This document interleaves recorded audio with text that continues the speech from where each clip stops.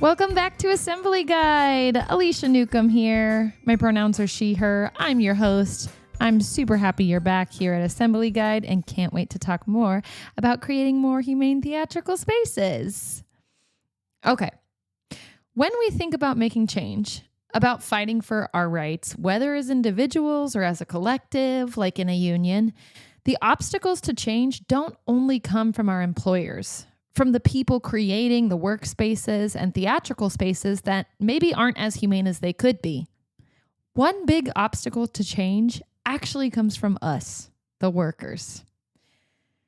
There's a false perception, I think, that we unconsciously learn growing up in our society, growing up in schools, in everywhere, that dignity is equivalent to entitlement, but they are not the same. This lie, this false equivalency, is what keeps us small, what keeps us out of our power. So I'm going to talk about it. Dignity, defined by Oxford Languages, is the state or quality of being worthy of honor or respect. Dignity is something we're born with.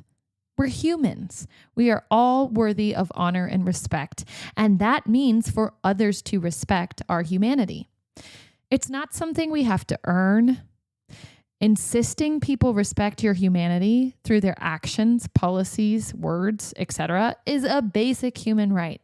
And when people aren't doing that, bringing that to their attention, asking or insisting for your humanity to be seen and respected, those things don't mean that you're difficult or you're entitled. You are asking for what you deserve. Entitlement is different. Entitlement is the belief that one is inherently deserving of privileges or special treatment, again, as defined by Oxford Languages. Entitlement goes beyond basic human rights to special treatment, to special privileges. And the issue at hand is that people often confuse entitlement with dignity, with asking for your humanity to be respected. They are not the same. And I think that we see this when we see different groups of people asking for things that they need to make sure their humanity is being seen and respected in their workplaces. We see it when people who are not inside that group of people asking for whatever they're asking for analyze and criticize and pick apart what they're asking for. They question whether or not these people are worthy of that thing. That's something that we see a lot. And I think it's really important to talk about because it's not okay. I'm talking about this because I think we, the people who are making these asks, need to be reminded that maintaining dignity, expecting for yours and others' humanity to be seen and respected is so something you're worthy of. You know who benefits when we, the workers, the people with less power and capital, start criticizing each other's pleas for humanity? When we keep analyzing whether other oppressed groups or other exploited groups are worthy of the things that they're asking for, and if we agree with how they're asking for it, you know who benefits when we're doing that? The people creating the inhumane circumstances and benefiting from our collective oppression and exploitation. AKA management, the bosses, the billionaires and trillionaires, and all those who uphold systems that perpetuate our dehumanization. That's who benefits. And that's kind of why this continues. To be more direct, we have to stop acting as if there's only so many certain pieces of a pie and that others can't get the things they deserve because we're afraid that'll mean we don't get what we need.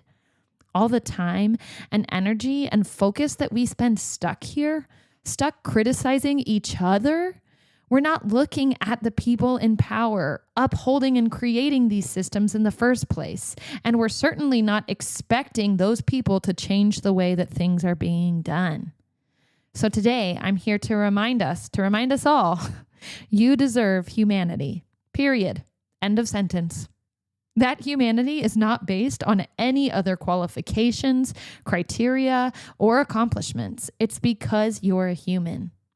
So does the human next to you, and the human across the street, and the human across the country, across the world. Humans deserve humanity. And if we could all stop looking around and look instead collectively at the people doing the dehumanization, and also kindly, gently remind each other not to practice dehumanization ourselves along the way, wow, think of how things could change. There's real power there. So if we understand this and we're practicing our dignity, and we know we deserve better and we're worthy of humanity, we should also know that others deserve better too. We don't want to be looking at each other as enemies and knowing that we all deserve better. And like I mentioned before, this is something that I think of a lot when it comes time to negotiations, when we hear unions or other groups of workers or other groups of people who are being exploited or oppressed. When we see other people asking for rights, we often hear an uproar of some people criticizing the way that those people are going about asking for those things, and or questioning whether or not those things are rights in the first place, and insisting that they're privileges, insisting that these people are entitled for asking such things. And that's an issue. Again, we got to stop looking around at each other, because that's scarcity. That's us being afraid that if you get what you need, there's not going to be enough left for me. And it's not our fault. This is not just something like we decided to believe. I do feel like it's like baked into our society. But that doesn't mean that we can't practice unlearning it and thinking about it more intentionally. I'm going to tell a story. Someone recently told me about a workspace they were in. And in this workspace, something happened that was unusual. So there was an issue with the workspace itself where people were dealing with a situation that was really putting them like in inhumane conditions. It really was not an appropriate situation to expect people to continue working under. And I'm not going to go more into detail than that, because I think the example still makes sense. So people were being asked to do something that really was not recognizing their humanity in their workspace. And when people from the next shift came into that same workspace and were being told about the conditions under which people were working that day, some of those people decided they were not going to stay and work under those conditions because they knew that they were inhumane, which I say is fantastic. Own your humanity, expect to be treated and respected for it. And when it's not honored, it's great that people say, no, I'm not doing that. That's not okay. That's a great thing. That's awesome. And the thing about this was I was told that when those people who came in for the new shift decided they were not going to work under those conditions, they wanted to leave. And people who had been working under those conditions in the shift prior to that shift were frustrated with these people who came in and decided that they weren't going to stay and do the work, because they were like, well, I worked through this. These people should too. And right here, this is the problem, because I think it's very understandable that the people who were forced to work under these inhumane working conditions were upset. I think they were very rightfully upset because their humanity was not being respected with these working conditions. But I think that frustration was inappropriately directed at the people who came in for the next shift and decided that they were going to honor their own humanity enough when their employer wasn't doing so to say, I'm not sticking around and working under these conditions. I think the anger and the frustration is very valid. I think that it's actually rooted in frustrations that they were being expected to work under those conditions in the first place. The people from the first shift, had they taken those frustrations and expressed them to management, that is the place for the frustrations and the anger. We spend too much time being angry with other people who are deciding that their humanity is worth more than that. That's fantastic. We should celebrate that. And I actually think, like, if I were in that situation, if sometimes I have put my head down and worked through something that I shouldn't have worked through. That's why we learn. That's why we grow. And I think that I would have felt the same frustration, but it's a reflection of the fact that I didn't respect my own humanity enough to say, I'm not doing this. And if I'm honest with myself in that frustration, I realize that that's actually what's going on. And so it's totally okay to be frustrated. I don't feel we should be frustrated with others around us who are willing to respect their own humanity enough to say, no, you cannot dehumanize me. Imagine what could have happened if those people looked around and instead of feeling frustrated with the shift workers who came in and decided they weren't going to do that, took a second to process and realize you're right. And it sucks that I worked through that. I wish I hadn't done that. And no one should have to. What if we all collectively go to management and say, this situation is not okay? Imagine what could have happened then. When I was thinking about the topic for this episode, I was thinking a lot about how we have individual power and how we have humanity and we have dignity and we are very much worthy of those things, but how we're kind of taught to question whether or not that's entitlement ourselves and to look around at each other and do the same thing. And I was curious about polling my network on social media, the people that I know, and just asking a few questions. So I did. I created a poll and I asked people if they've ever been afraid of losing their job or being retaliated against for speaking up in a workspace, or if they've avoided speaking up in a workspace for that very fear. And when I looked at the responses, I said, wow, out loud, which I guess I do a lot, but I was shocked. I expected the answer to be yes. I did not expect the answer to be overwhelmingly yes.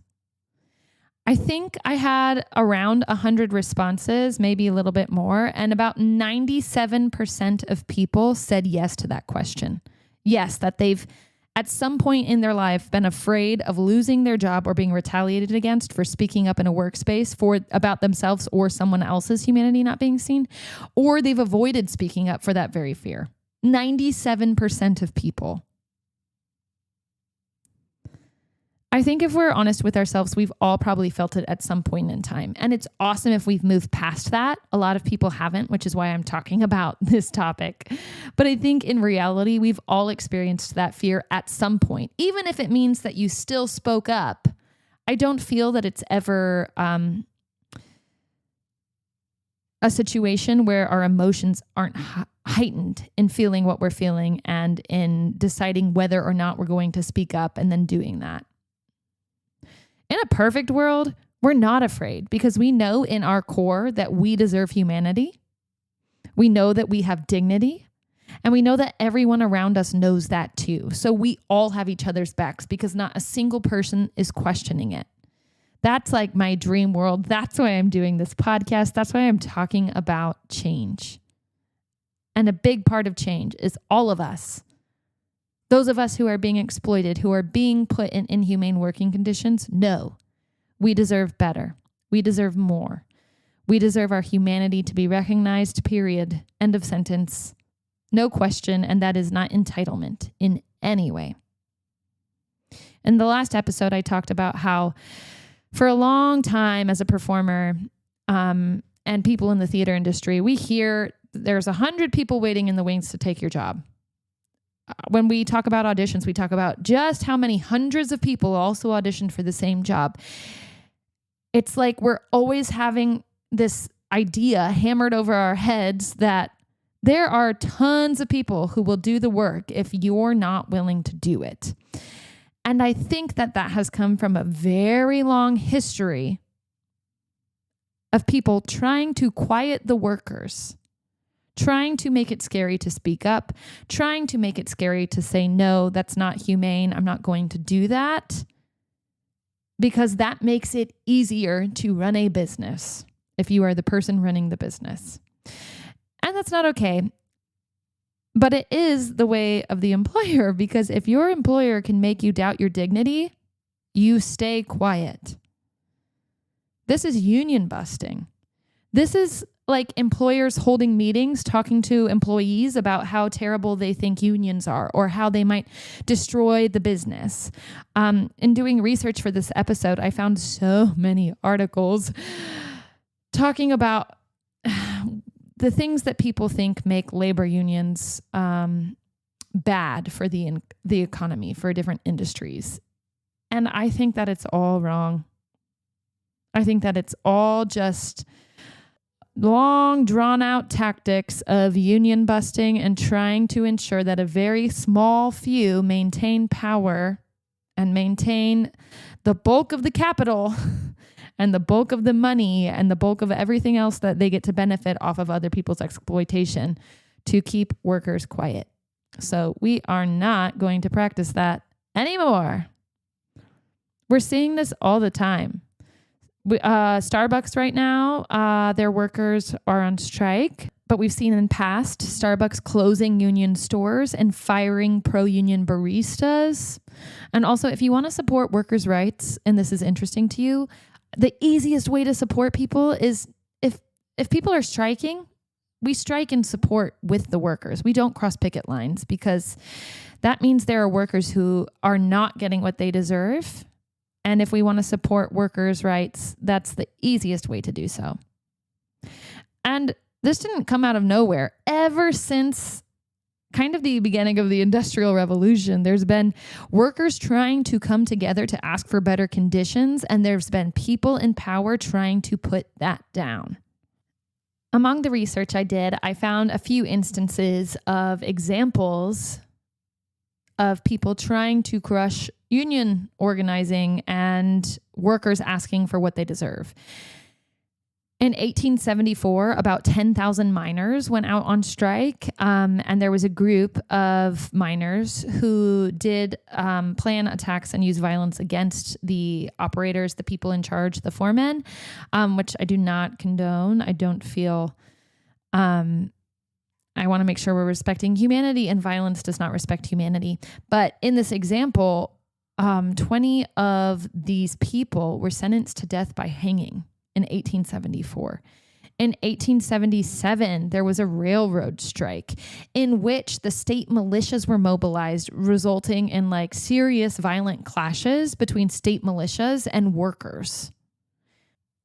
In 1937, there was a strike, where the police department ended up deploying tear gas and ended up killing 10 demonstrators on the picket line.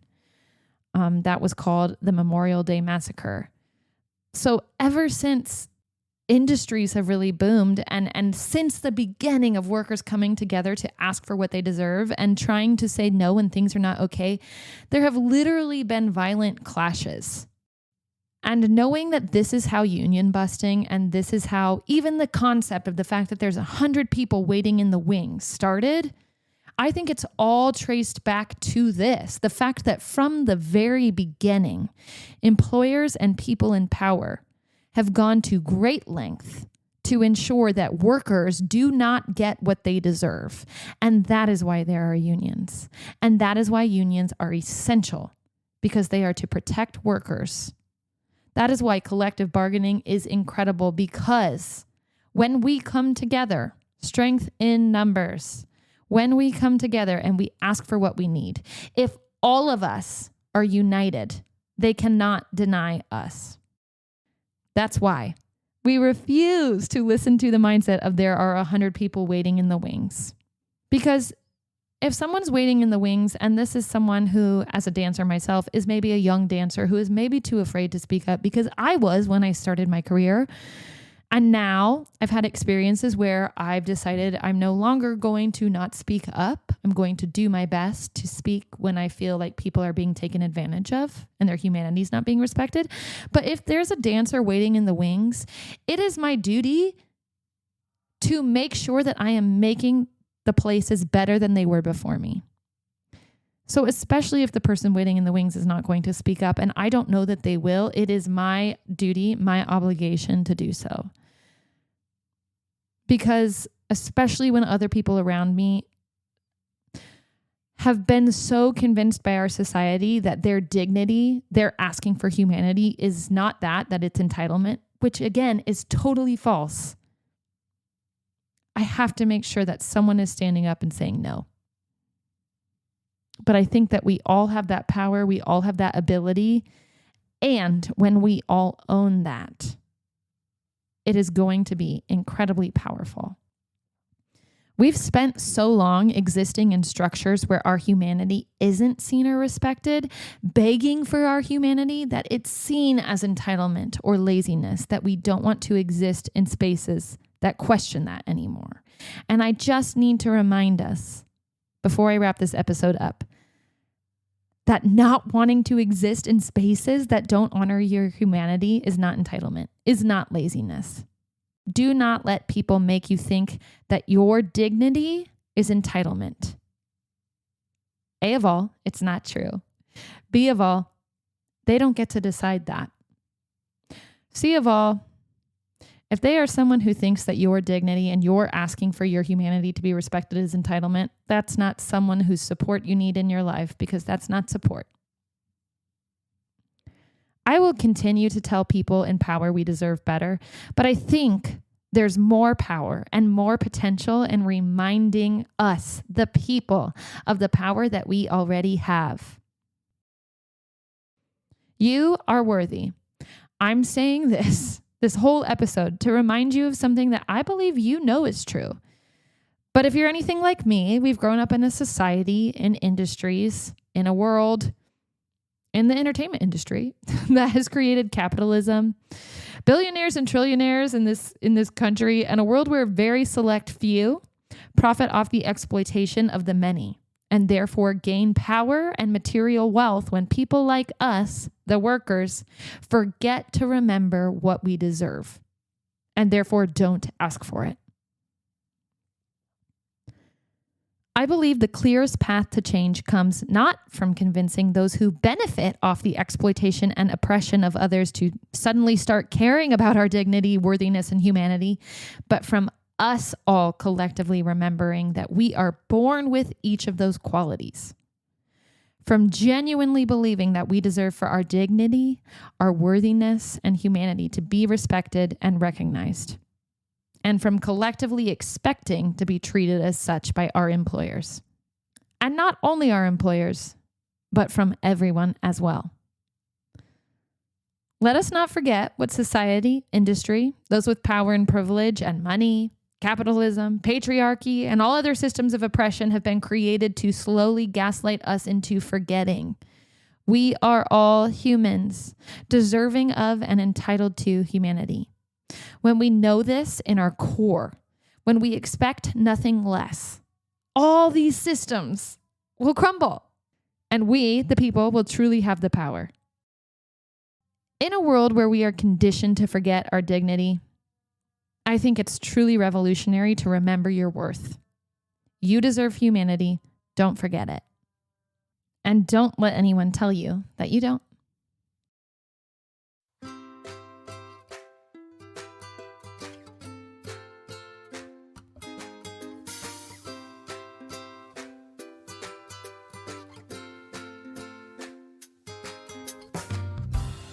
Thank you so much for being here with me at Assembly Guide again today. It really means so much that you choose to be here in this space.